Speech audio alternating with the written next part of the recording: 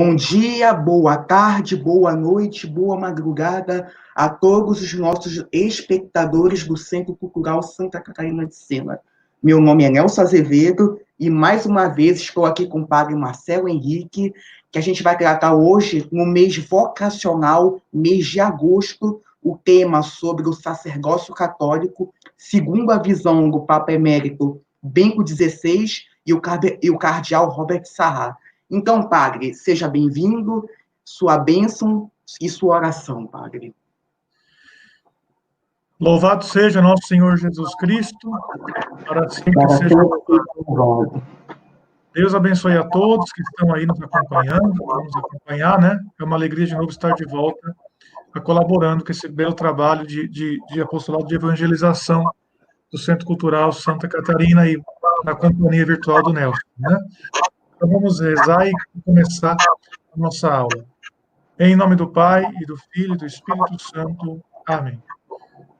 Pater noster qui es in celi, sanctificetur nomen tuum, adveniat regnum fiat voluntas tua, sicut in cielo et in terra. Pane nostrum quotidianum da nobis nobis, et que gritos e tentações, sede liberas a malo. Amém. Amém. Nossa Senhora de Fátima, ora pro nobis. Pro nobis. Em nome Patris et Filii et Spiritus Sancti. Amém. Então, padre Marcelo, aquela pergunta de sempre, afinal, qual é a história e qual é o sentido do sacerdócio católico? É com o senhor, padre. Obrigado, Nelson, Deus abençoe. Vamos lá, então.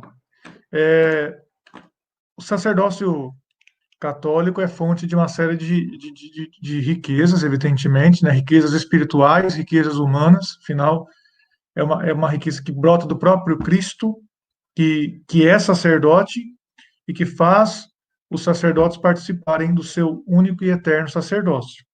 E depois, é uma riqueza humana também, porque a presença do sacerdote nas suas diversas formas de viver, né? O sacerdote na paróquia, né? Na diocese, o sacerdote na vida religiosa, consagrado ali numa congregação, numa ordem religiosa, sacerdote dedicado aos mais diversos serviços, aos necessitados, aos pobres, os missionários, não, os capelães militares, os capelães de hospitais, cuidando dos doentes, os que se dedicam ao estudo, ao ensino, à formação de novos sacerdotes e também à formação de uma intelectualidade, né, católica, com uma sã filosofia, com uma sã teologia, que estão aí presentes nas universidades.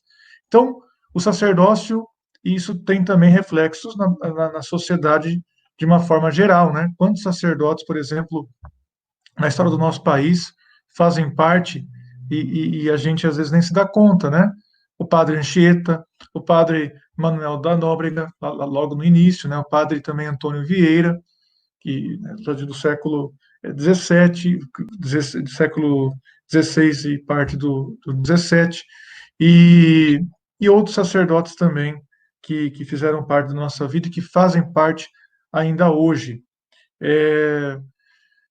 Então, a nossa ideia é trabalhar, como é uma coisa presente, como vem do próprio Cristo, e como é uma coisa benéfica, né, uma realidade benéfica para a igreja e para a sociedade, é um sinal de contradição.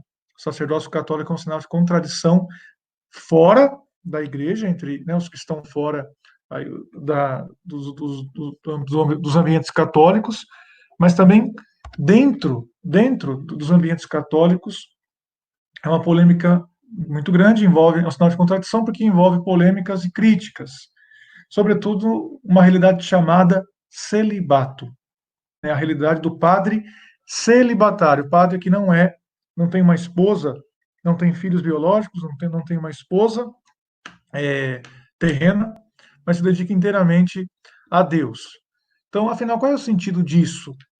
Eu costumo dizer, né, já disse isso inclusive em homilia, se nós perguntássemos para os nossos fiéis leigos, mesmo para os nossos fiéis, os que participam da missa aí todo domingo, se são a favor do celibato ou contra o celibato, eu lamento em dizer, mas a maioria, se pudesse dizer de uma forma assim, né, discreta, sem se expor, a maioria, infelizmente, diria que é a favor de abolir o celibato, ou de flexibilizar, ou de admitir também padres casados. A maioria do nosso povo, infelizmente, né, não compreende o celibato. Claro, sempre tem gente que compreende, que ama o celibato, mas existe uma incompreensão. Uma parte é uma incompreensão natural, afinal, Nosso Senhor disse: quem puder compreender, compreenda. Nem todo mundo que é católico compreende isso, assim, compreenderia isso normalmente. E também, uma parte tem a ver com a cultura é, que, que, que despreza o casamento para as pessoas normais, né, mas quer, vamos dizer assim, é, impor o casamento para os sacerdotes, né? E numa época em que o casamento está em crise, muita gente quer ver padre casado, né? Numa época que o casamento também está em crise, alguns querem ver também os homossexuais, né, casados. Então são as contradições do nosso tempo, né, da nossa pós-modernidade, como se diz. Pois bem, então, né, nesse contexto de confusão toda, dentro da igreja, mesmo entre bispos, sacerdotes e até cardeais, surgiu um debate muito grande sobre o celibato, sobre se deveria também se abrir a padres, a homens casados para se tornarem sacerdotes, para ajudarem a igreja em situações mais difíceis, onde há poucos sacerdotes, por exemplo, na Amazônia, né? E se deveria, então, o argumento já que tem poucos sacerdotes celibatários, deveria, então, ordenar padres, né, homens que moram lá, que são homens de virtude comprovada, né, os viri probati, como se diz o termo latino, quer dizer homens de virtude comprovada, é, pais de família, que possam, né, estando lá, ser ordenados padres para poder seguir com o ministério sacerdotal, para dar a Eucaristia para esse povo. O argumento, então, é funcional, né, para facilitar as coisas, facilitar o acesso da Eucaristia ao povo. Depois, uma presença maior da igreja, né, na pessoa do sacerdote ali mais próximo das comunidades mais isoladas. E então, nesse debate que envolveu, né, mesmo o Sínodo da Amazônia, que foi ano passado, lá em outubro, envolveu debates dentro do Sínodo especial para a Amazônia, e depois ficou-se na expectativa, passado o mês de outubro, terminou o sínodo, ficou na expectativa o documento que viria do Papa, né, para a exortação apostólica pós-sinodal, se ele iria colocar ou não alguma flexibilização, vamos dizer assim, né, hoje se fala em flexibilização da quarentena, né, é o grande discurso por aí. Aqui estamos falando de uma possível flexibilização do celibato, vamos dizer assim, e se o Papa ia fazer isso ou não. E o Papa, graças a Deus, não fez, até porque tem uma base teológica doutrinal, como nós veremos, muito grande para isso. Mas antes, né, de o Papa escrever propriamente a encíclica, ou publicar, porque já estava escrevendo na época, agora no mês de janeiro, saiu, né, primeiro na França, depois na Itália e nos outros países em seguida, um livro precioso, uma colaboração, né, entre Bento XVI e o cardeal Robert Sarrat. Eu vou falar um pouco deles depois, né? Mas aqui está o livro. Esse aqui é a edição, a primeira que saiu, né? A original, do profundo dos nossos corações, né? Do fundo dos nossos corações. E a foto deles lado a lado. Isso deu uma confusão, porque começaram a dizer que, na verdade, Bento XVI não teria autorizado o cardeal Sarrat a publicar esse texto, seria uma partilha entre eles, mas não era correto ele ter publicado o texto de Bento XVI. Aí disseram que foi um abuso colocar os dois como coautores, afinal, a parte do Bento é menor do que a do Sarrat.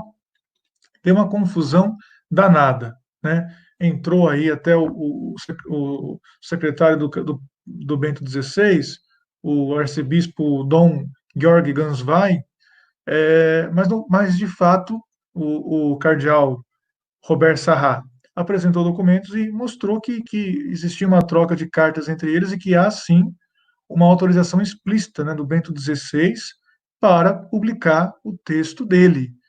E para que também o prefácio e a conclusão desse livro fossem assinados também por Bento XVI. Então, é assim, a maior parte do livro está escrito por Sarrat, mas temos aqui, sim, várias páginas do Bento XVI, aproximadamente, podemos colocar 70 páginas aproximadamente, foram escritas por Bento XVI. Então, para entendermos o plano da nossa aula, a gente vai trabalhar cada ponto com o máximo de precisão e brevidade possível. Eu peço que o Nelson coloque na tela. Então, aqui está o plano da nossa aula: o sacerdócio católico e o celibato. Então, são esses 8 pontos que nós, se Deus quiser, vamos trabalhar de uma maneira direta, né? Primeiro ponto: existe um sacerdócio no Novo Testamento? 2, os ministérios da lei de Moisés e da nova lei de Cristo. Vamos explicar como que os ministérios sacerdotais e dos levitas do Antigo Testamento estão ligados com os graus do sacramento da ordem, que são episcopado, os bispos, presbiterado, os sacerdotes, os padres, e o diaconado, os diáconos. E depois, por que o celibato está ligado ao sacerdócio? E uma análise sobre o antigo rito de tonsura, que foi colocado por Bento XVI. E a partir do ponto 5, meus caros, é a reflexão do cardeal Sarrat. O Concílio de Elvira inventou o celibato? Pergunta. Uma coisa que volta e meia aparece aí, mesmo em ambientes católicos. A noção do padre como esposo. E aquele velho argumento. E os padres casados que tem no Oriente? Né? Tem sacerdotes casados na Igreja Católica, sim, no Oriente, nas igrejas de rito oriental que estão em comunhão com a Igreja Católica. Como entender isso? E depois, recapitulando, um resumão, para voltarmos aqui, para terminarmos a nossa aula. Pois bem, aqui estão eles. Cardeal Sarrat, nascido em Guiné, no oeste do continente africano, nascido em 1940, há pouco tempo completou 75 anos, mas o Papa Francisco confirmou na função de prefeito da congregação para o culto divino e disciplina dos sacramentos, cargo para o qual ele foi nomeado em 2014, se eu não me engano, isso, 2014, pelo próprio Papa Francisco. E, mais conhecido por nós, claro, o Papa Emérito Bento XVI, nascido na Alemanha em 1927. Inclusive, devemos continuar rezando pela alma do Monsenhor Georg Ratzinger, irmão do Bento XVI, que faleceu recentemente. Que Deus o tenha em santo lugar. E rezemos também pela saúde e pela santificação, naturalmente, do nosso Papa Emérito Bento XVI e, em primeiro lugar, do nosso Papa Francisco. Então, estão aí os nossos, os protagonistas, não os protagonistas, mas aqueles que vão nos ajudar a refletir sobre o tema, propriamente, que é o protagonista da nossa aula, é o sacerdócio católico e o celibato. Pois bem, meus caros, vamos lá então. O primeiro ponto é a gente demonstrar: existe aqui um sacerdócio no Novo Testamento? Porque tem aquele argumento que a gente ouve muito por aí, de que existe sim sacerdócio no Antigo Testamento.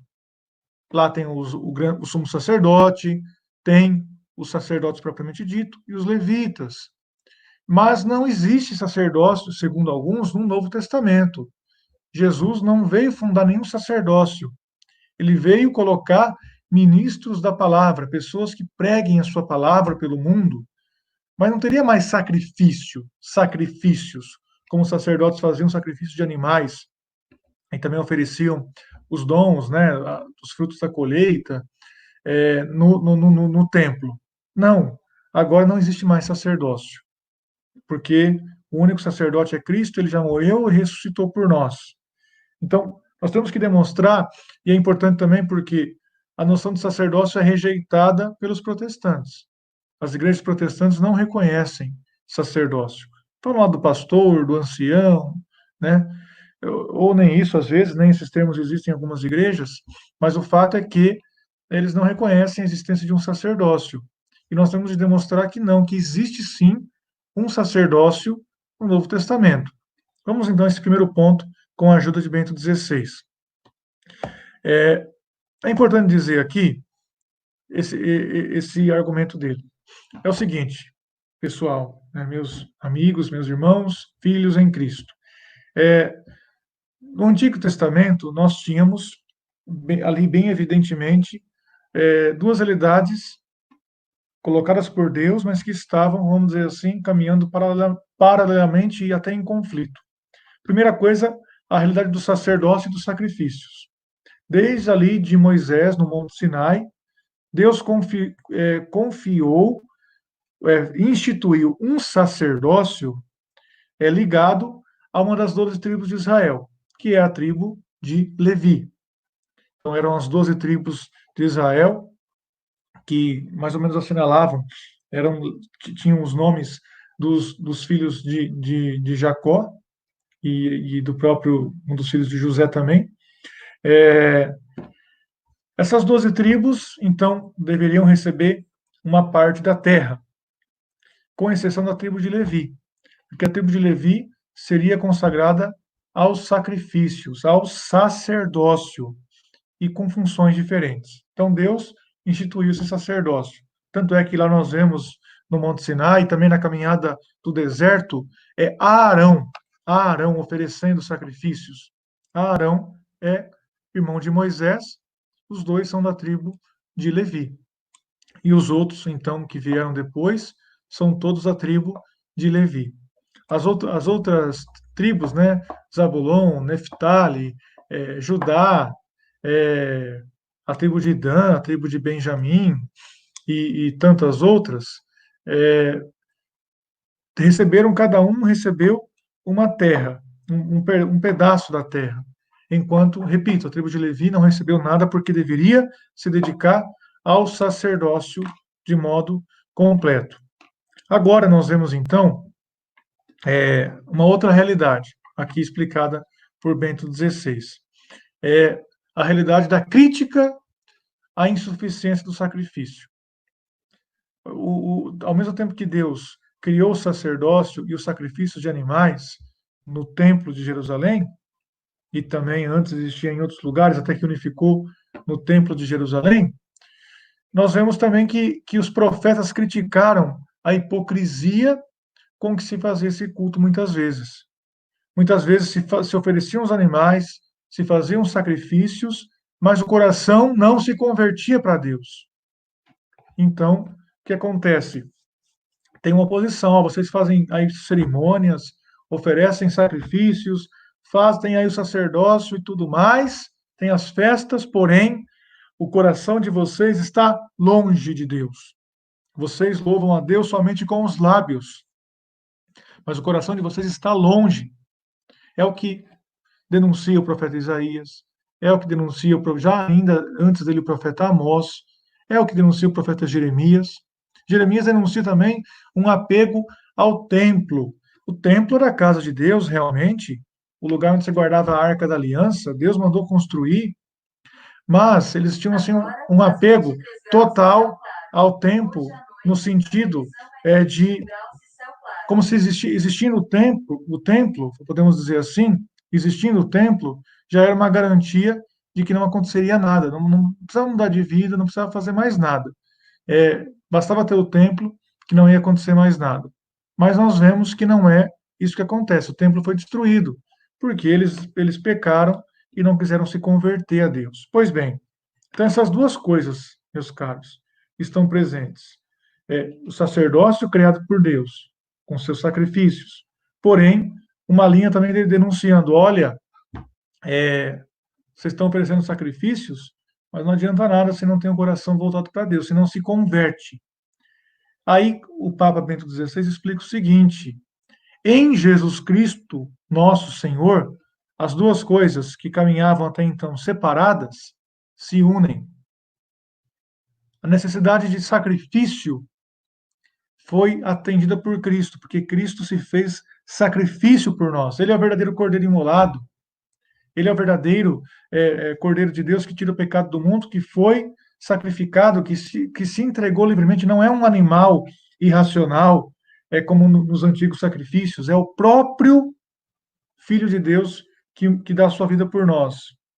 Mas depois, mas também não só o sacrifício, mas também a obediência amorosa está em Cristo. Jesus Cristo, ao mesmo tempo, ofereceu um sacrifício corporal, físico, derramou sangue de verdade, teve feridas de verdade, morreu de verdade, né, como acontecia dos sacrifícios sangrentos do Antigo Testamento, mas eram animais, agora é o próprio Filho de Deus, verdadeiro Deus e verdadeiro homem, e fez isso com uma obediência perfeita e amorosa ao Pai, aquilo que os profetas queriam, pediam e que o povo não realizava.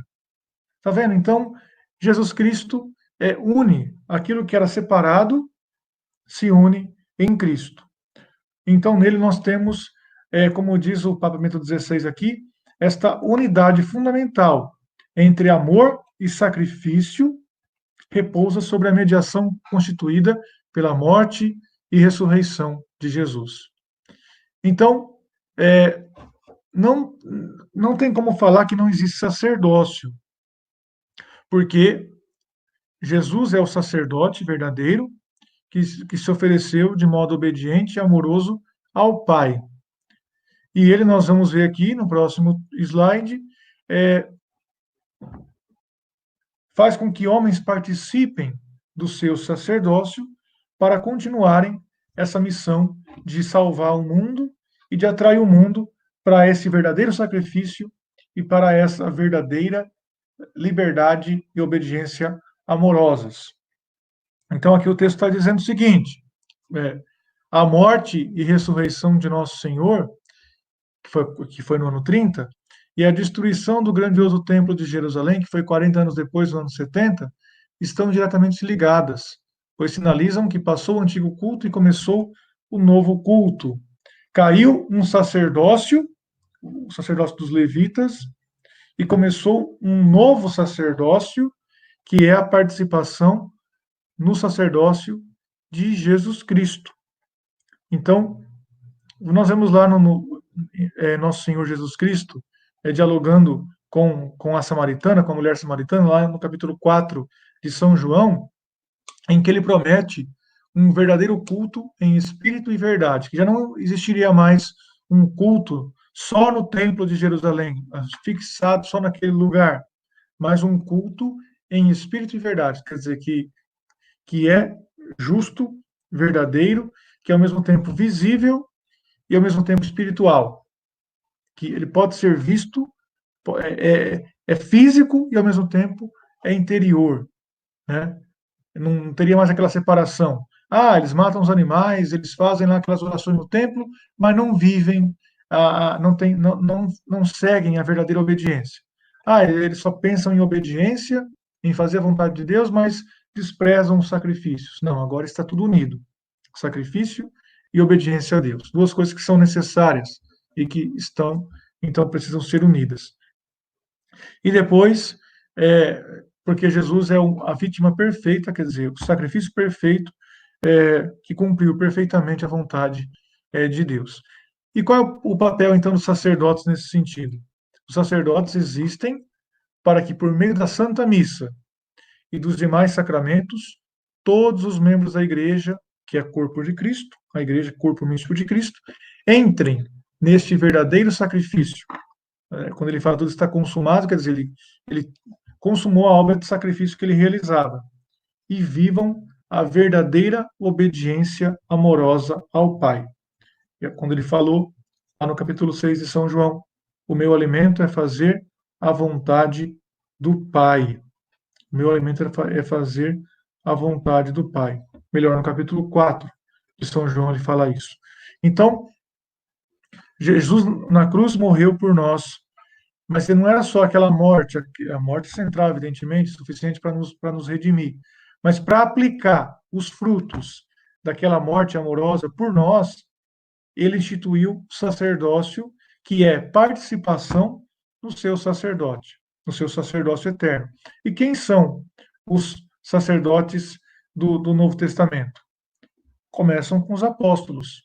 Começam com os apóstolos e depois os demais sacerdotes que vão sendo ordenados. E quando acontece a ordenação sacerdotal dos apóstolos? Na última ceia. Na última ceia eles se tornam propriamente sacerdotes. O que Nosso Senhor fala, depois de consagrar o pão e o vinho, fazer isto em memória de mim. Então deu o poder para eles de fazer aquilo também, de transformar o pão e o vinho no seu corpo e sangue e renovar o sacrifício que ele antecipava na última ceia e que iria completar na cruz. É isso que o Senhor fez. Então, daqueles 12 apóstolos, vieram todos os outros ministérios na igreja, nos seus 3 graus do sacramento da ordem: episcopado, que é propriamente o ministério apostólico; presbiterado, que é um sacerdócio verdadeiro; e diaconado, que é o serviço, é a base dos demais ministérios, é a base do ser sacerdote, do ser bispo, em favor da igreja. Então, vejamos aqui, vamos recapitular. Nosso Senhor é sacerdote. Ele se tornou sacerdote quando ele se encarnou, se fez homem, se encarnou. Mas detalhe, para a gente entender o sacerdócio do Novo Testamento, ele não é sacerdote levita. De que tribo que é Nosso Senhor?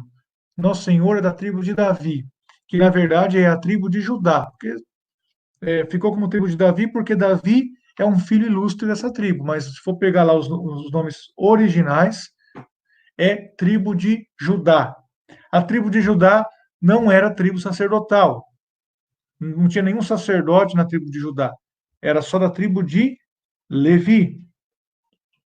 Então, nós vemos já que Nosso Senhor é diferente. Ele não é um sacerdote normal do Antigo Testamento. Pela perspectiva do Antigo Testamento, ele é um leigo.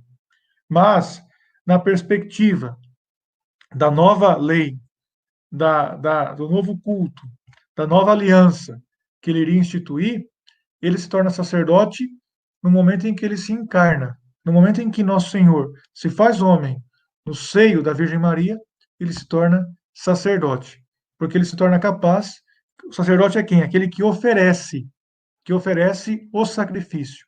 Quando ele se encarna no seio da Virgem Maria, ele se torna capaz, né, de oferecer a sua humanidade, o seu ser, todo o seu ser divino e humano, em sacrifício por nós. Então ele é o sacerdote e ele é a vítima também, quer dizer, ele é o sacrifício também. Tudo bem até aqui? Então, é um ministério participado. Mas alguém pode perguntar, mas como que eu sei que Nosso Senhor realmente quis que se continuasse isso na igreja? Que continuasse um sacerdócio? Tá bom, os apóstolos, ok, os apóstolos tinham poder, mas os apóstolos já morreram. Como que eu posso falar que aqueles 12 homens receberam um poder e transmitiram um poder? Onde está na Bíblia isso? É a pergunta que a gente ouve, né? Onde está na Bíblia isso? Como que transmitiram esse poder? Olha, meus caros, para a gente entender isso, vamos colocar em paralelo duas coisas. Nosso Senhor falou para os apóstolos, antes de ele subir aos céus: ide por todo mundo e anunciar o evangelho a toda criatura. Quem crer e for batizado será salvo. Quem não crer será condenado. São Mateus fala, né? Ide pelo mundo anunciar o evangelho, ensinando-os a praticar todas as coisas que eu mesmo ensinei. Quer dizer, duas formas de dizer a mesma coisa. Ir pelo mundo anunciar o evangelho. Agora me fale uma coisa: os apóstolos foram capazes de cumprir essa missão que Jesus deu, de anunciar o evangelho por todo o mundo. Acabou quando morreu o último apóstolo? Acabou quando morreu o último apóstolo? Claro que não.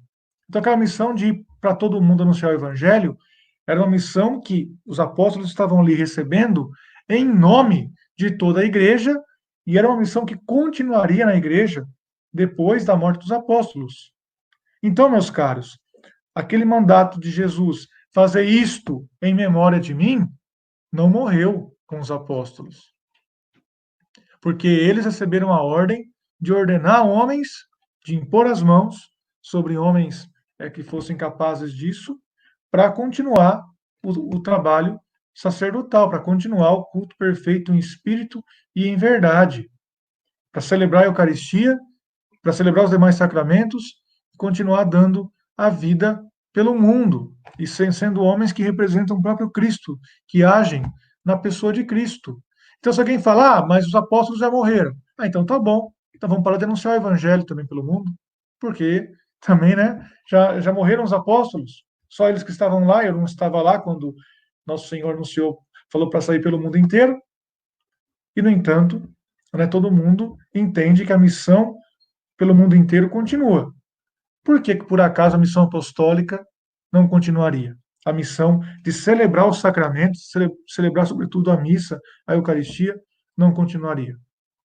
Então, esse ponto aqui, ó, repito, os sacerdotes existem para que, por meio da Santa Missa e dos demais sacramentos, todos os membros da Igreja, corpo de Cristo, entrem neste verdadeiro sacrifício. Assim, assim como Jesus, nosso Senhor, se encarnou no seio da Virgem Maria, como se diz no creio, pelo poder do Espírito Santo e se tornou sacerdote, também os sacerdotes que participam do sacerdócio de Cristo, do único sacerdócio de Cristo, também recebem a ordenação por meio do Espírito Santo. Por isso que tem um gesto, quem já foi numa ordenação sabe disso, que o bispo, como sucessor dos apóstolos, impõe as mãos sobre o sacerdote para simbolizar, né, para derramar o Espírito Santo sobre ele, e faz a oração consecratória. É a fórmula de ordenação, que torna aquele homem, então, a partir daquele momento, um diácono, depois sacerdote, depois, né, se for o caso, bispo. Tudo bem? Pois bem, vamos então agora para a prova também da tradição. Alguém pode perguntar, onde está na Bíblia? Bom, o primeiro ponto está aí. Assim como a missão de anunciar o Evangelho por todo mundo continuaria depois da morte de Cristo, a missão de celebrar os sacramentos, a missão do sacerdócio de Cristo continuaria mesmo depois da morte dos apóstolos. E depois nós temos provas históricas, meus caros irmãos, caros filhos, caros amigos que estão acompanhando essa aula. Nós temos provas históricas do início da igreja, mostrando que se viu o paralelo entre os ministérios do Antigo Testamento e os ministérios do Novo Testamento estavam em paralelo, mas um suplantou o outro, quer dizer, um deixou o espaço para o outro. Então, aqui estão os termos, olha. Antes disso, eu queria perguntar, e aí, Nelson, eu estou falando grego, está dando para compreender? Você que está aí ouvindo, nos ajude se tiver algum problema, porque eu sei que o tema é pesado, né? Sim, padre, está dando para compreender. Se o senhor puder também ajudar a elucidar um pouco a questão da tradição, quais são as provas e os relatos dos padres da igreja acerca da sucessão episcopal? Isso, eu vou falar só uma delas aqui, que foi citada por Bento XVI,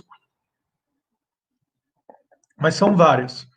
Então, aqui já esse paralelo entre os três ministérios ordenados na igreja, ó, episcopos, presbíteros e diáconos, que na verdade episcopos é o bispo, presbíteros é o presbítero ou sacerdote, tanto é que pode falar ordenação sacerdotal ou ordenação presbiteral, e diáconos, que é o diácono. Então, esses ministérios estão em paralelo com aqueles que existiam na lei de Moisés. Na lei de Moisés existiam três ministérios: o sumo sacerdote, os sacerdotes e os levitas. O sumo sacerdote era o chefe maior ali do templo, do culto no templo. Só ele podia entrar no Santo dos Santos, uma vez por ano, para o lugar do templo onde ficava a Arca da Aliança. Depois que a Arca sumiu, ficou um lugar vazio, onde só o sumo sacerdote podia entrar uma vez ao ano. Os sacerdotes eram os colaboradores, né, que ofereciam os animais de sacrifício no templo. E os levitas ajudavam os sacerdotes, estavam ali para servir, para ajudar os sacerdotes, não propriamente para oferecer os sacrifícios, mas para oferecer de auxílio no serviço de sacrifícios. Então, aí o Bento XVI fala que um está em paralelo com o outro. O episcopo, né, se torna o sumo sacerdote. O presbítero, o sacerdote. E o diácono, o levita. Quer dizer, aquele que era o, o sumo sacerdote no Antigo Testamento passa a ser o bispo no Novo Testamento. O que era o sacerdote no Antigo Testamento passa a ser o presbítero, ou sacerdote também, ou padre, no Novo Testamento. E aquele que é o diácono, que era o levita, melhor dizendo, no Antigo Testamento, passa a ser o diácono no Novo Testamento. Então, sumo sacerdote, por isso que o bispo é chamado de pontífice. Por isso que fala que a celebração solene do bispo, a missa solene que o bispo celebra, é um pontifical, porque é celebrada por um pontífice.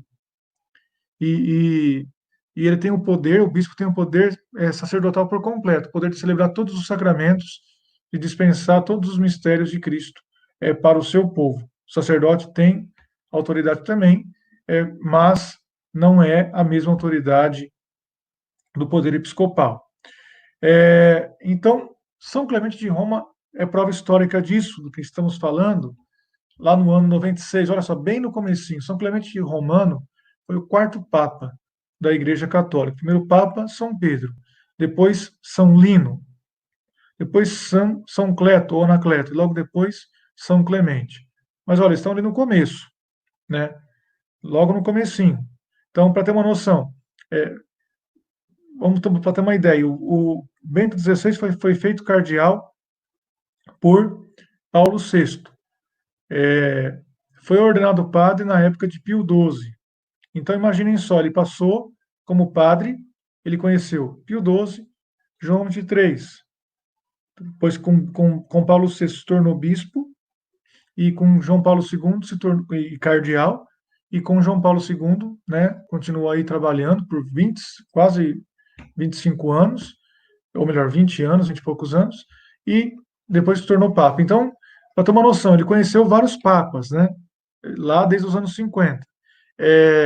Então, para a gente ter uma noção, que esse aqui, como quarto papa, ele conheceu São Pedro, São Lino, Santo Anacleto, ele conheceu. Em 96 tinha apóstolo vivo ainda. São João estava vivo ainda. Então é um período muito recente, no comecinho da igreja mesmo. Né? Nós vemos então esse testemunho de São Clemente na sua primeira carta aos Coríntios. Não é a carta de São Paulo, não, porque também São Clemente escreveu várias cartas aos Coríntios, ao pessoal ali de Corinto.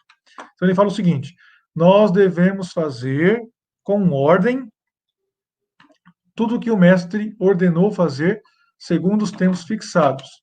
Ele ordenou que as funções litúrgicas se cumprissem não pelo acaso ou sem ordem, mas em tempos e momentos determinados. Aí ele explica: pois ao sumo sacerdote foram confiadas as funções que lhes são particulares. Aos sacerdotes foi marcado o seu lugar particular. Aos levitas são impostos serviços particulares. Aquele que é leigo está ligado pelos preceitos próprios aos leigos. Então, isso aqui, então, a distinção clara entre os 3 graus do sacramento da ordem, já no comecinho da igreja, pelo quarto Papa da igreja, que conheceu ali São Pedro, que conheceu São Lino, São Cleto, os primeiros papas, com os apóstolos, pelo menos São João, né, certamente, ainda vivos. Então é muito recente.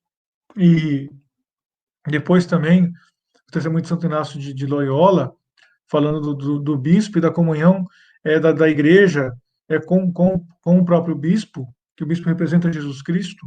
Nós temos vários textos de Santo Inácio.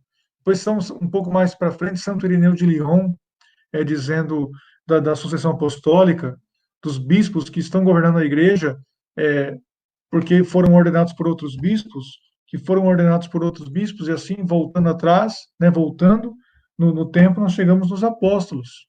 Então, a tradição, quando se transmite poder da ordem, a autoridade sacerdotal e episcopal, se transmite também a fé, a capacidade de transmitir a verdadeira fé católica. Né?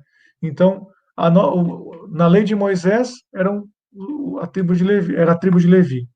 Na nova lei de Cristo, não é mais uma tribo, mas é um chamado direto de Deus entre as diversas partes do povo de Deus.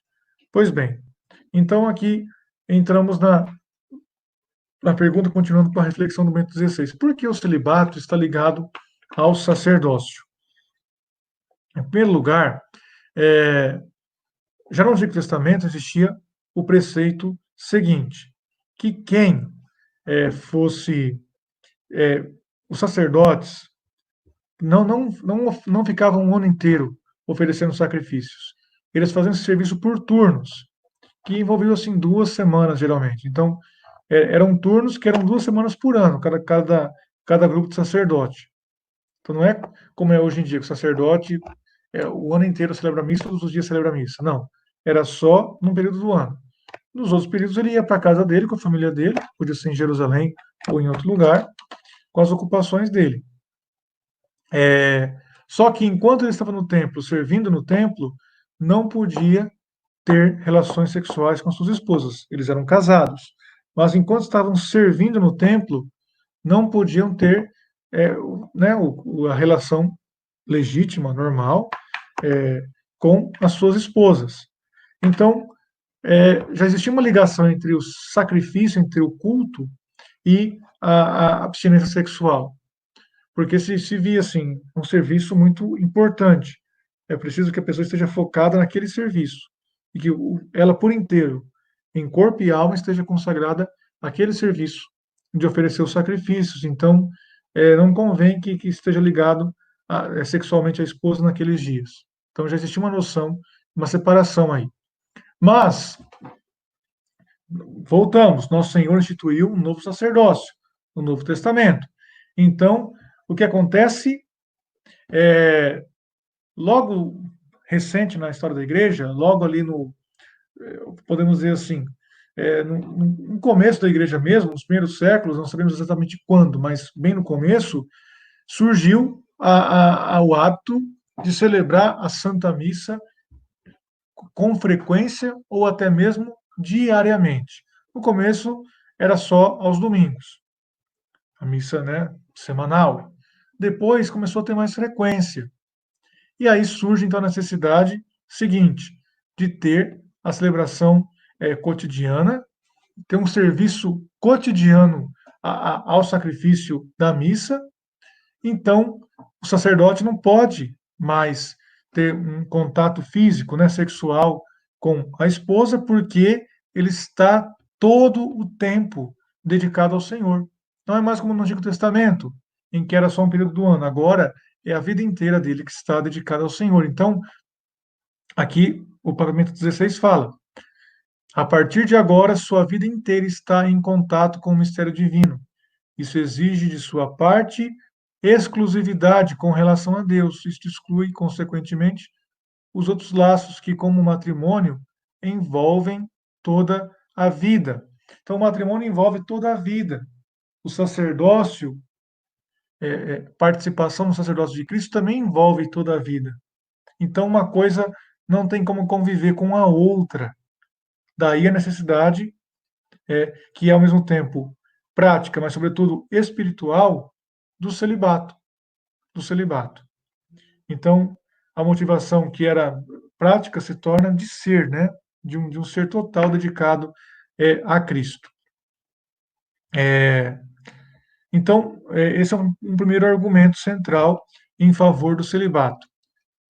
A totalidade de vida, a frequência da missa. O padre celebra a missa todo dia, e ele é chamado a isso, a igreja encoraja isso.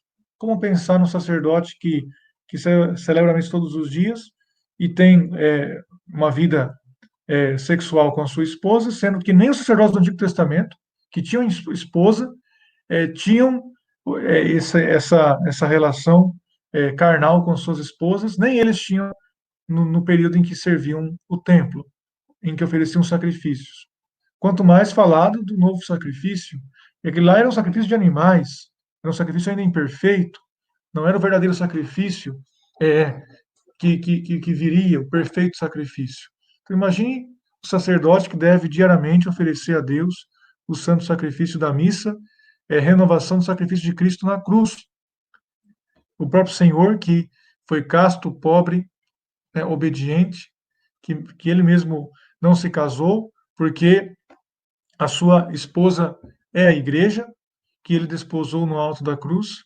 O primeiro ponto também, para numa conversa aí com o pessoal que não compreende direito da questão do celibato, é isso.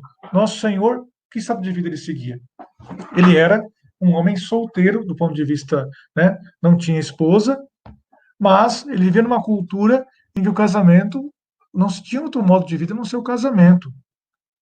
Por que Nosso Senhor não casou? Sendo que a cultura da época dele levava tanto homem quanto mulher ao casamento.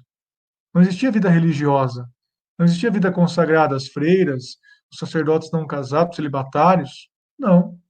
Então, se ele não se casou, é sinal, e essa conversinha fiada de que fala que ele se casou, é tudo mentira. Ele pega uns evangelhos apócrifos aí, que há séculos a igreja já conhece isso e já refutou isso, porque são textos que não têm origem apostólica, são textos mais tardios, de épocas já muito depois da morte dos apóstolos, ao contrário dos evangelhos, dos 4 evangelhos, que são do comecinho da igreja, que foram escritos ali por testemunhas oculares ou pessoas que estavam ligadas a essas testemunhas oculares. Então, essa conversa de Jesus casado com Maria Madalena é piada, né? E volta e meia aparece aí na imprensa.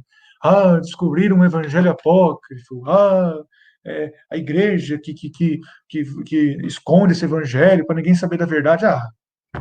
Vai plantar batata, né? Como se diz por aí. É besteira. Os evangelhos originais que têm base histórica são os 4 evangelhos, que a igreja desde cedo discerniu que são os verdadeiros, né? Os outros têm invenções de tudo quanto é tipo, e dentre essas invenções até essa história de Nosso Senhor casado com Maria Madalena. Então ele não era casado para indicar o seu ser esposo da igreja. E assim também o sacerdote é celibatário para ele ser esposo em participação com Cristo desta mesma igreja em favor, né, da sua consagração pelo reino de Deus. Tudo certo. Vamos lá então seguir o nosso percurso. O testemunho litúrgico, né? Testemunho litúrgico, que é esse texto da antiga liturgia da tonsura. No rito antigo, isso existe até hoje nos institutos tradicionais, nos institutos que celebram no rito antigo, existia a primeira tonsura, que é quando o, o, o jovem, né, o candidato ao sacerdócio, se torna realmente clérigo no rito, isso na forma extraordinária no rito antigo, se torna clérigo, porque na nova concepção canônica, se torna clérigo quando se torna diácono, quando é ordenado diácono, aí se torna clérigo. Mas na concepção da forma antiga, já se tornava clérigo no momento da primeira tonsura, quer dizer, antes ainda das ordenações.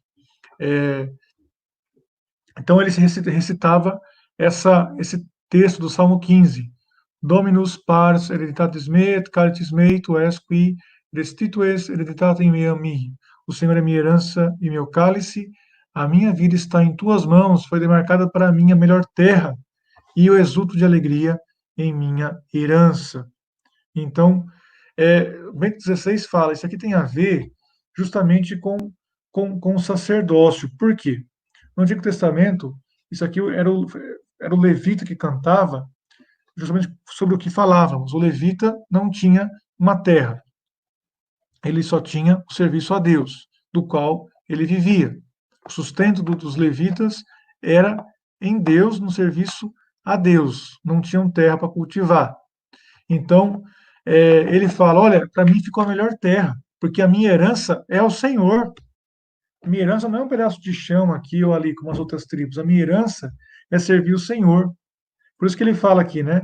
Foi demarcada para mim a melhor terra, e eu exulto de alegria em minha herança. Então, nós vemos no Antigo Testamento essa realidade, e que é muito mais verdade no Novo Testamento. Os apóstolos de Cristo deixam tudo, como está em Lucas 5, do 1 ao 11, para seguir o Senhor, para ter como única herança Deus, e não os bens terrenos, e celebrar a Eucaristia, né, e elevar o cálice da salvação e dar glória ao Senhor. E é interessante porque esse texto que no Antigo Testamento só se referia à terra, para o sacerdote do Novo Testamento também se refere ao casamento, porque como que uma pessoa, um homem, né, se expande aqui na terra, expande a sua existência aqui na terra?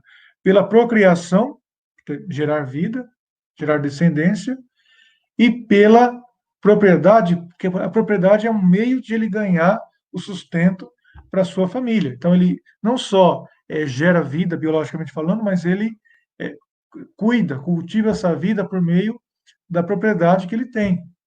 Né? Por isso que é importante a propriedade privada também, porque é um meio que a pessoa tem de se expandir e de sustentar a sua família.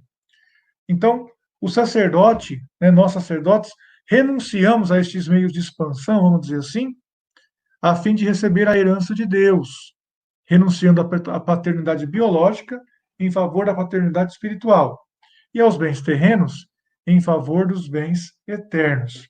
E o Bento XVI é testemunho disso ao longo de sua obra, quando ele fala que ele lembra do dia em que ele recebeu a tonsura, lá nos anos, na década de 40 ainda, né? E como ele se lembrou disso ao meditar sobre esses textos. Então vamos agora, recapitulando aqui, chegamos até o ponto 4. Eu quero ver, né, uma coisinha. Volta, por favor, Nelson, para a nossa tela. Isso.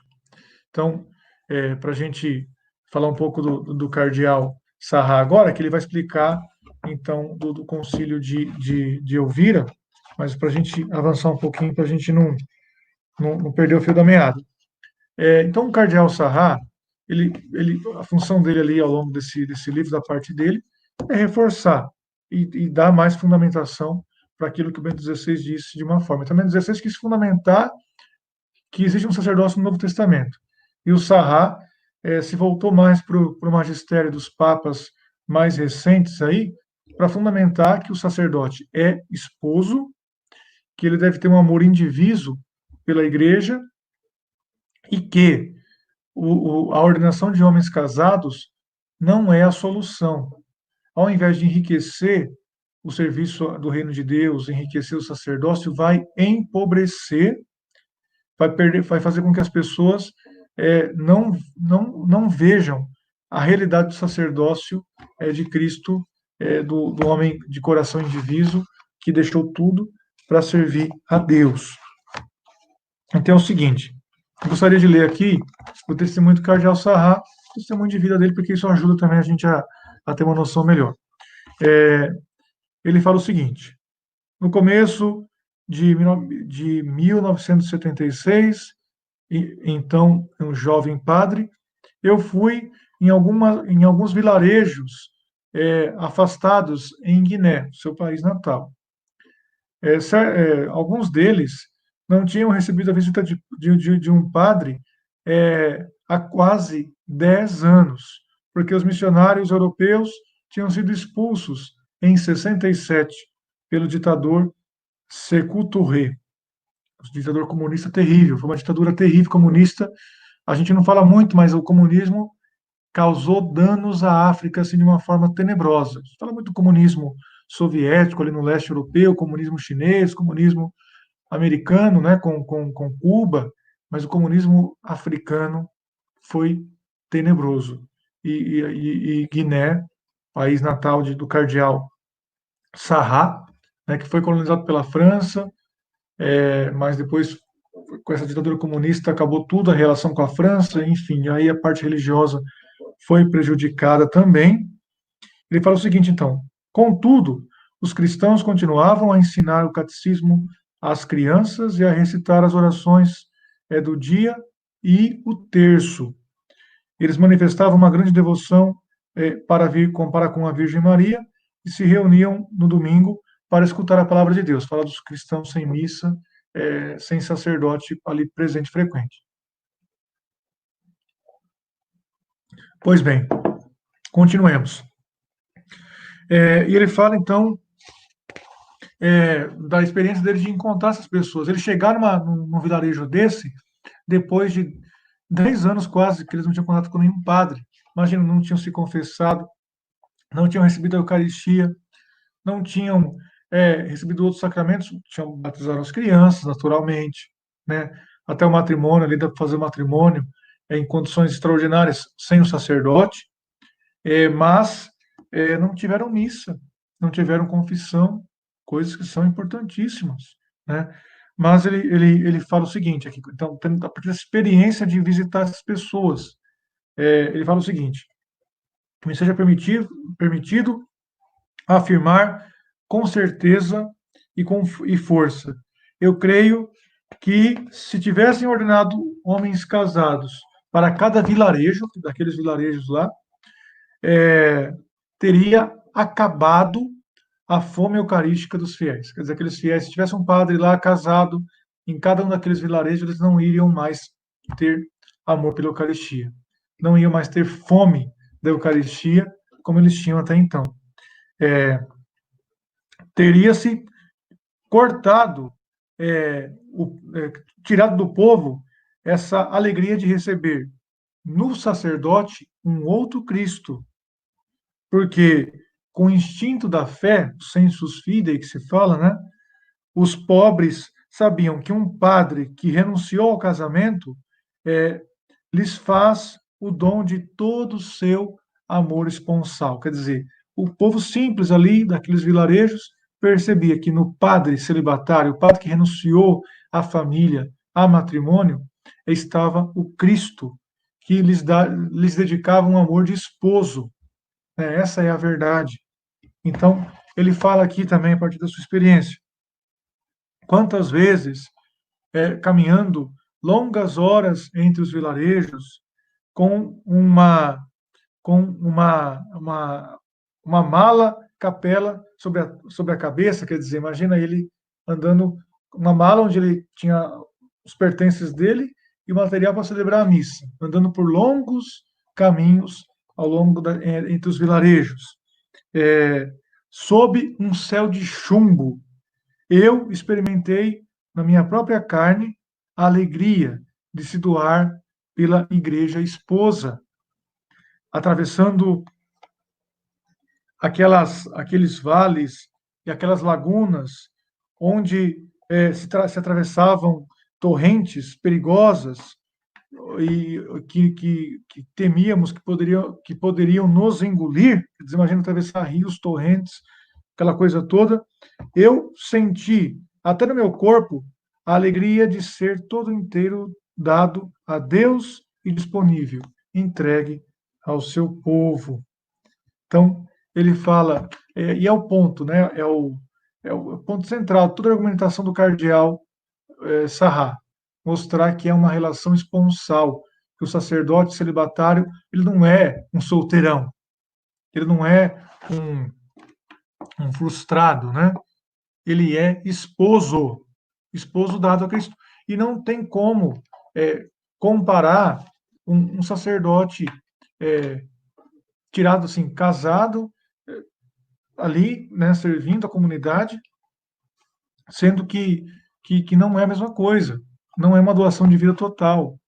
Isso não quer dizer que ser celibatário já magicamente se torna uma vida doada. Não, nós podemos viver mal o nosso celibato, viver com egoísmo, com fechamento em nós mesmos. O celibato não é uma coisa automática. Eu sou celibatário, então eu sou totalmente dedicado a Cristo. Não, eu posso ser celibatário para viver um egoísmo, né? Para viver para mim mesmo. Mas o celibato, bem vivido, dá condições para cada padre de ser esposo da igreja, de se dar todo inteiro ao povo, de não ser, de não se limitar a uma família, de não se limitar a um grupo, de não se limitar a um interesse, mas de ser todo inteiro para todos, né? Então, por isso que escandaliza, né, se nós padres fazemos acepção de pessoas. É como se fosse um adultério, né? É como se fosse um adultério. Quando nós preferimos uma classe social, quando nós preferimos uma linha, né? E deixamos de lado os fiéis que vêm ao nosso encontro, porque os classificamos X ou Y. Eu gosto de atender tal tipo de fiéis, esse aqui que apareceu para se confessar, para pedir um conselho, para pedir a bênção da casa, esse não. Esse não é perda de tempo. Não, todos que vêm até nós devem ser bem atendidos e devemos mostrar o rosto de Cristo, esposo, e apresentar a fé católica por inteiro, né? A fé católica naquilo que ela é de verdade, para todos. Então, esse é o ponto do Cristo esposo e a partir da experiência dele mesmo. Depois, ele fala que um outro argumento importante para do celibato, no caso dos nossos tempos, né, com dificuldades, poucos padres, lugares que praticamente não tem padre, e se fala muito de África, né, da experiência da África, da evangelização da África. Ele fala o seguinte: olha, no outro ponto aqui, eu não posso, em consciência, como filho da África, que ele é, suportar a ideia de que os povos que estão sendo evangelizados sejam privados deste encontro com um sacerdócio vivido plenamente. Os povos da Amazônia têm o direito a uma plena experiência do Cristo esposo. Não podemos lhes propor padres de segunda classe, porque na prática é isso. Já que padre celibatário, né, que não tem, então vamos inventar uma coisa aqui. Padre de segunda classe, na prática é isso. Né? Chegaram até mas como que esses povos que estão sendo evangelizados se pode oferecer a eles padres de segunda classe, né? Como pode fazer isso? Pior, alguns aventaram assim o seguinte: não, ó, esse padre é só para celebrar os sacramentos e a Eucaristia. As outras coisas, para ensinar, para governar o povo, né? Conduzir o povo, não, isso aí são outras coisas. Outras pessoas vão fazer isso. Não existe. O sacerdócio é, é o sacerdote recebe na sua ordenação o tríplice munus que se fala, né? Que o munus quer dizer deveres, poderes, no sentido de serviço, né? O serviço de santificar pela celebração dos sacramentos, o serviço de ensinar pela pregação da palavra de Deus, do ensinamento da doutrina católica, e o serviço de governar, de pastorear. Não se pode falar, eu vou só pastorear, mas não vou ensinar nem santificar. Eu vou é, ensinar. Eu vou só ensinar catecismo, fazer homilia, mas não vou celebrar sacramentos, nem assumir a administração, conduzir o povo. Não existe. O sacerdócio é completo. Não existe tríplice poder na igreja, né? Na sociedade civil tem esse negócio aí do tríplice, dos três poderes, dos poderes que são conjugados, que são harmônicos, mas independentes. Não. A igreja não tem esse poder tripartite, é um poder, uma autoridade, serviço, como disse nosso Senhor, é, quem quiser ser grande, seja como aquele que serve. Não tem esse negócio de.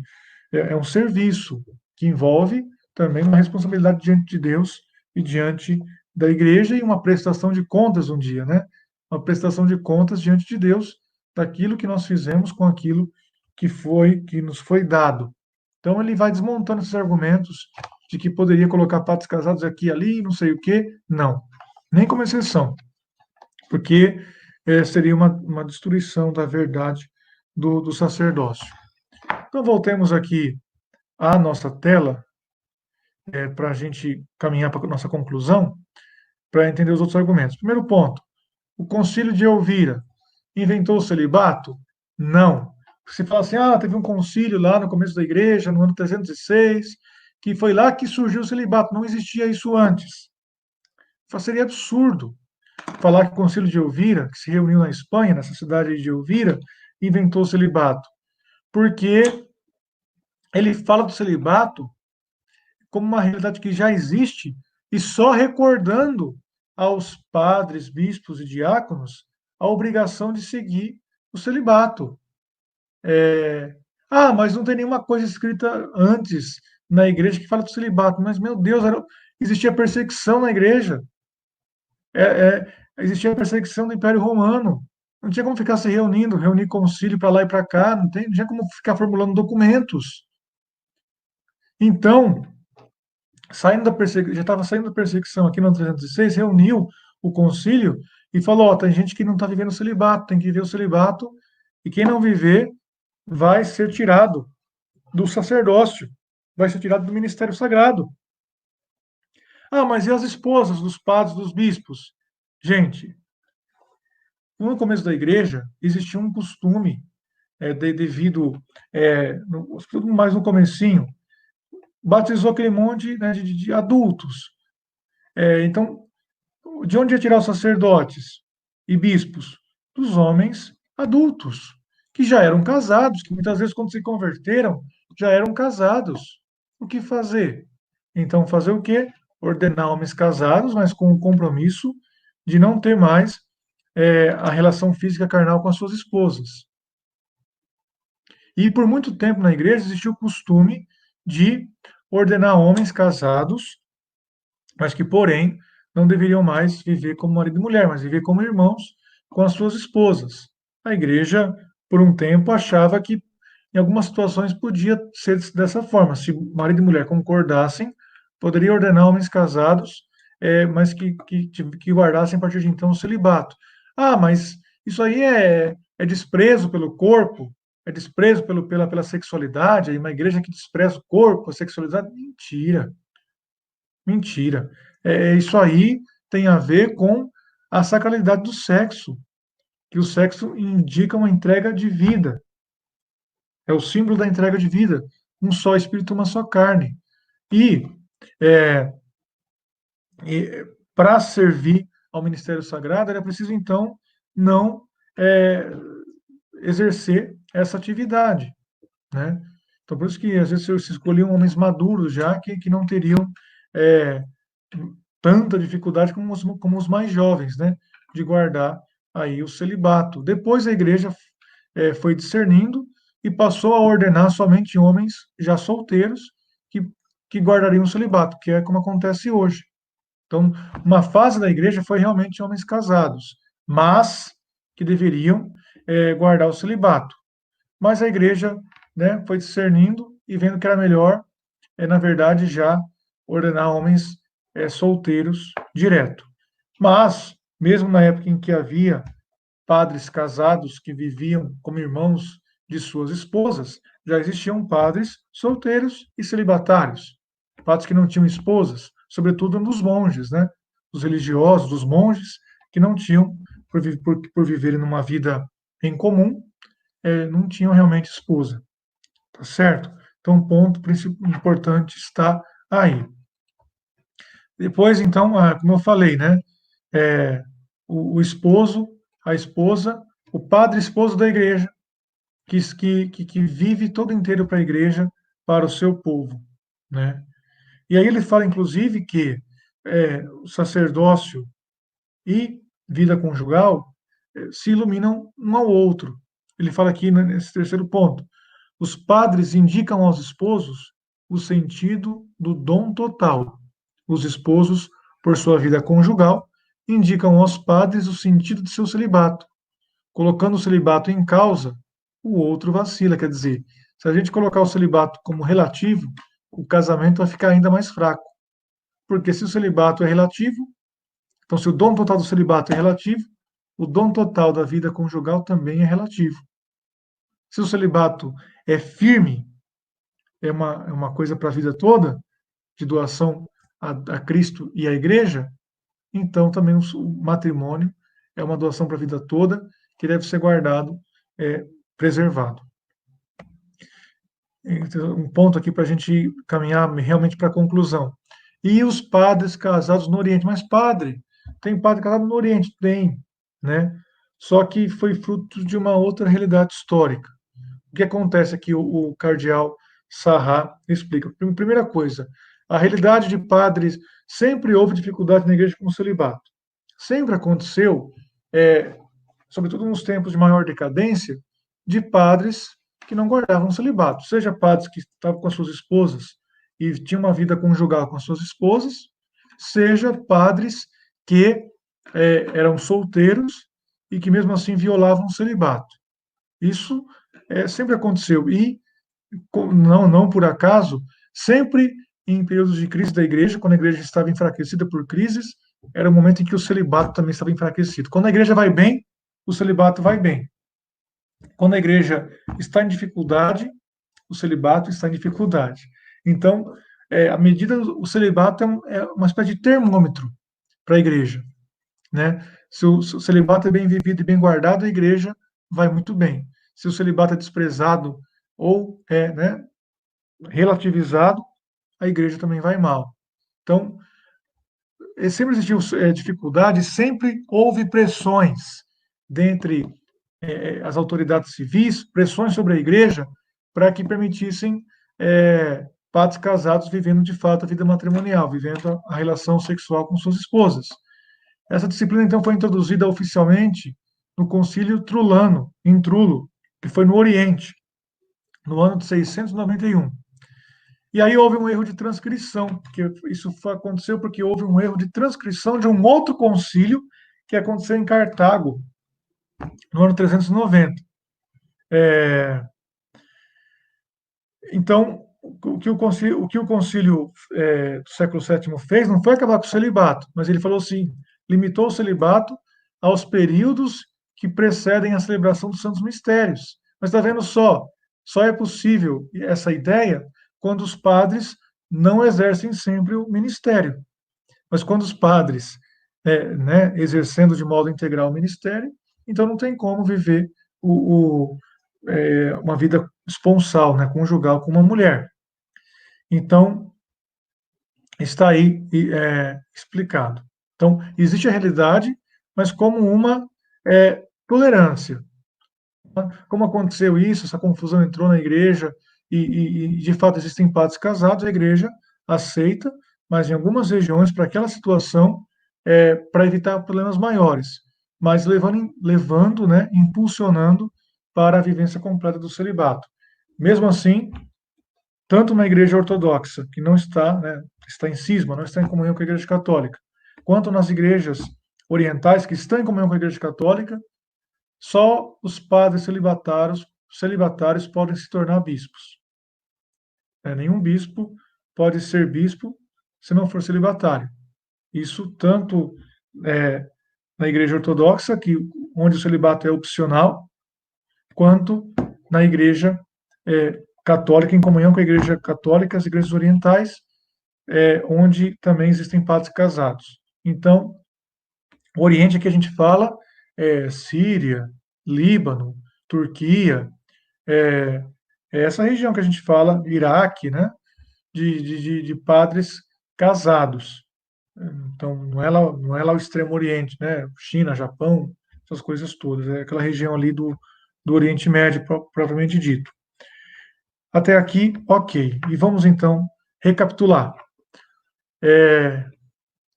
E cada palavra aqui tem um peso, para a gente recapitular e terminar nossa aula. O Cristo Jesus é Padre. Todo o seu ser sacerdotal é dado e entregue. Antes dele, os sacerdotes ofereciam a Deus os animais de sacrifício.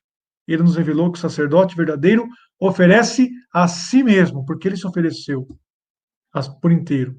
A partir de agora, para ser sacerdote, é-nos necessário entrar na grande oferta do Cristo ao Pai.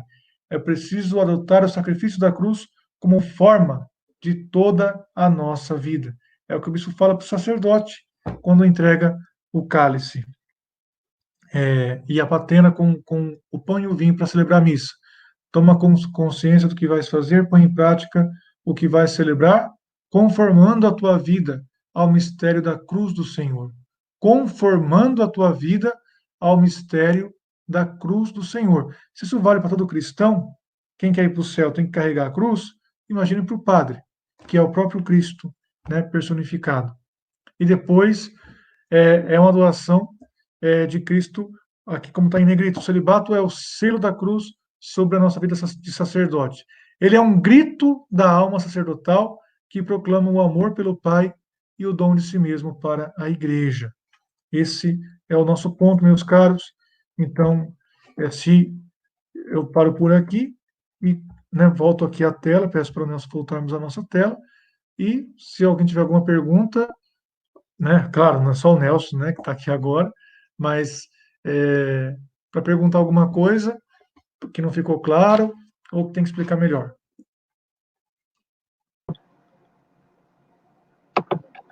Padre, apenas uma dúvida.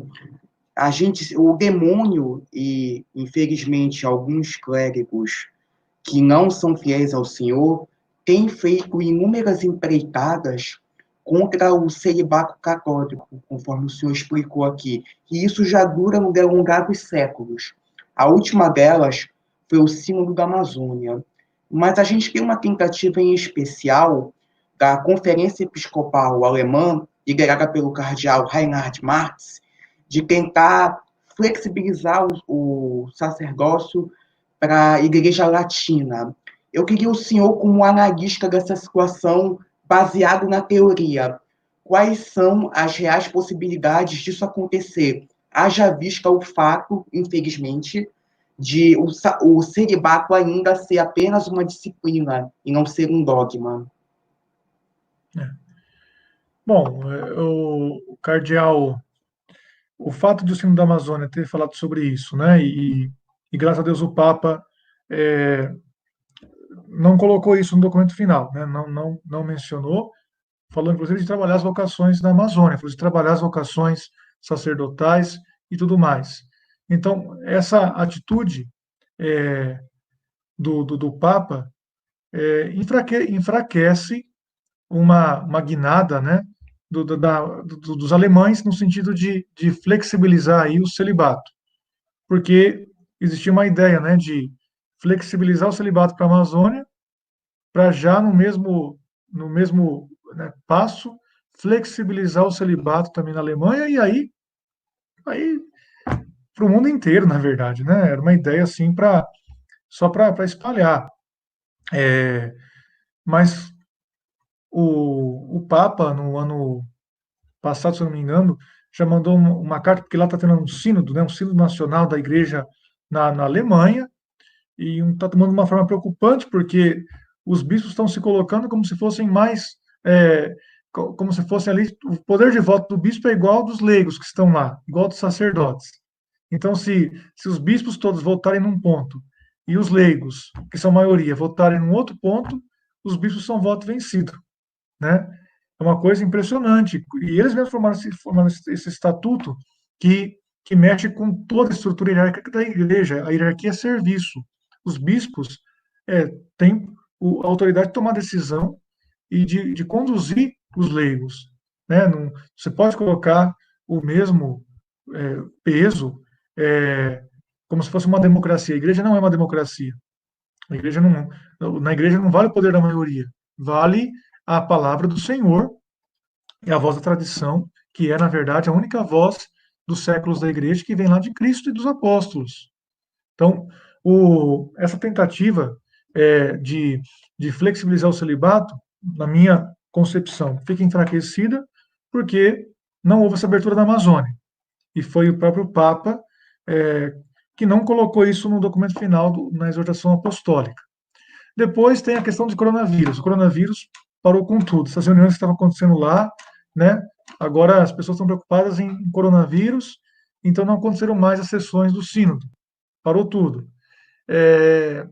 Depois o próprio cardeal Marx não quis ser reeleito para presidente da Conferência Episcopal Alemã. Elegeram um outro cardeal, não é cardeal, um bispo, esqueci o nome dele agora, que está lá. É de uma linha favorável também a essa flexibilização, mas é outro nome. Então é simbólico que o cardeal não tenha querido continuar.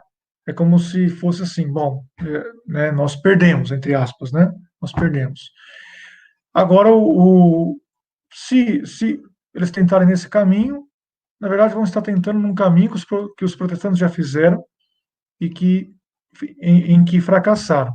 Né? Os protestantes, desde o começo, relativizaram o celibato, desde a reforma protestante, mesmo lá no século XVI, depois colocaram as pastoras, né, as bispas, depois colocaram casamento homossexual, aprovaram o aborto, como se agora fosse encher de gente, se as pessoas fossem voltar para a igreja porque parecemos modernos.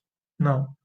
A igreja protestante na Alemanha, na Escandinávia, nesses países todos está pior que a Igreja Católica, né? Então, se eles querem colocar uma agenda protestantizada, não terão sucesso. É isso, padre. Foi muito elucidativa a sua explicação e nos ajudou a entender um pouco da teoria na prática e também nos atualizou um pouco das notícias da igreja e trouxe uma tranquilidade para o nosso coração. Então, padre, para a gente encerrar essa aula, a gente pede uma oração e a sua bênção paternal. Confiemos-nos então à Virgem Maria, Nossa Senhora, nossa mãe. Ave Maria, gracia plena, Dominus tecum, benedicta tu in mulieribus, et benedictus fructus ventris tui, Iesus. Santa Maria, Mater Dei, ora pro nobis peccatoribus, nunc et hora in mortis nostri. Amém. Dominus vobiscum, Et cum spiritu tuo. benedicat vos omnipotens Deus, Pater et Filius et Spiritus Sanctus. Amém. Padre Marcelo, muito obrigado aqui pela sua paternidade espiritual, pelo seu sacerdócio exemplar e que possamos nos ver na próxima aula. Tchau, padre. Até a próxima, Tchau. se Deus Até a quiser. próxima. Deus abençoe todos.